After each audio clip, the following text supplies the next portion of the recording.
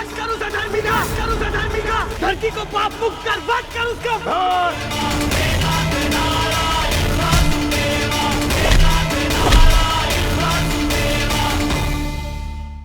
जब जब संसार में पाप बढ़ता, तब तब धर्म के उत्थान के लिए मुझे आना पड़ता। सतयुग, त्रेता और अब द्वापर में भी आना पड़ता, क्योंकि कंस अपनी शक्ति के मध्य में चूर था।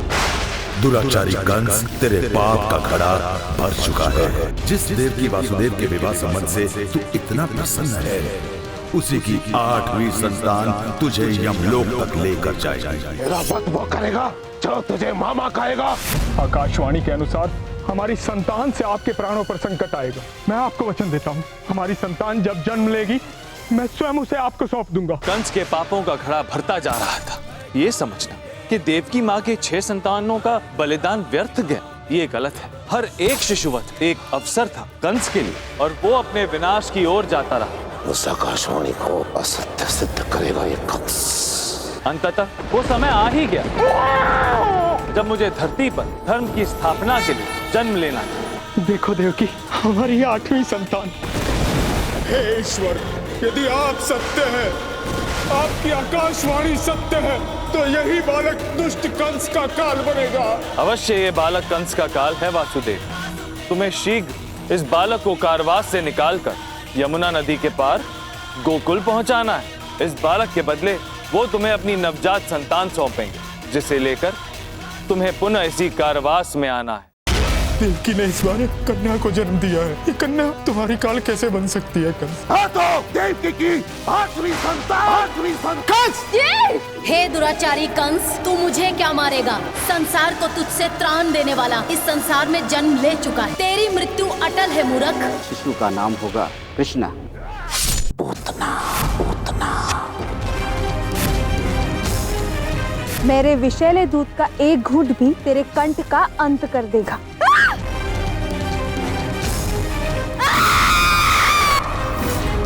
वत्सासुर, वत्सासुर, वत्सासुर। प्रणव। पातालसुर। विशंबरा।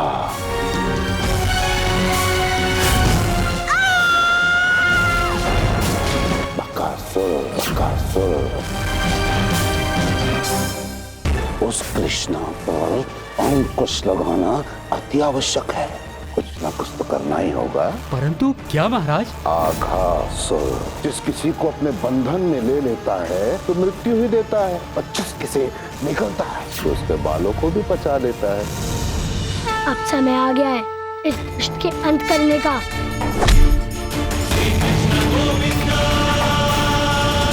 वृंदावन की ओर प्रस्थान करो और वध कर दो मेरे काल का, उस कृष्ण का।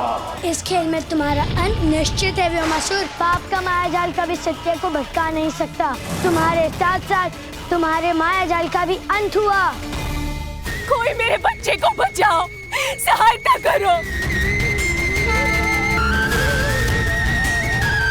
वो देखो कृष्ण और बलराम, उन्होंने बैलगाड़ी को थाम रखा है।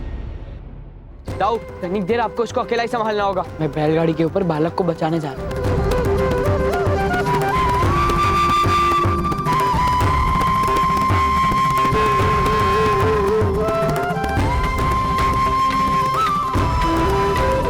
जुग जुग जियो कान्हा, जुग जुग जियो।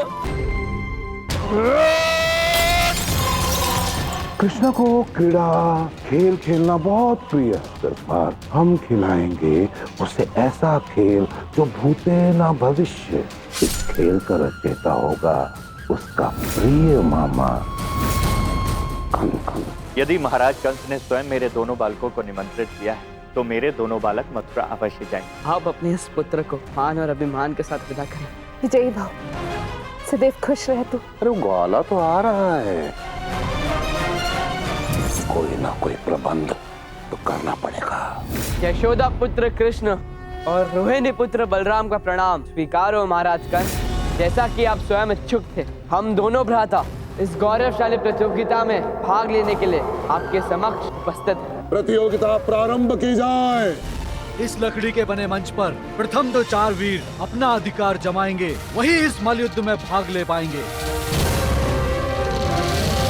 तुम्हारा ये छल विफल हो गया। तुम्हारा सत्य सबके सामने है और तुम्हारा अंत में। तो सावधान, मरने के लिए तैयार हो जा।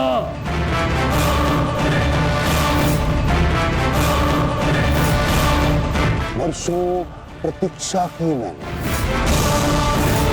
और आज वो आकाशवाणी को असत्य सिद्ध करने का समय आ गया है। कृष्णा, इस शिला को देखो, ये जो रक्त के धब्बे, रक्त के चिन्ह, पता है क्या है? तुम्हारे परिजनों के हैं, जिनको मैंने अपने इन हाथों से पटक पटक के इस शिला पे मार दिया था। तुम सोच भी कैसे लिया कि तू मुझे परास्त करेगा, मुझ पर विजयी पाएगा, मुझे समाप्त करेगा, मेरा वध करेगा? ऐसा हो नहीं सकता। कंस हूं मैं। तुम जितने वेग से मुझ पर प्रहार करोगे, उसके दुगने वेग से मेरे प्रहरी तुम्हारे परिजनों पर।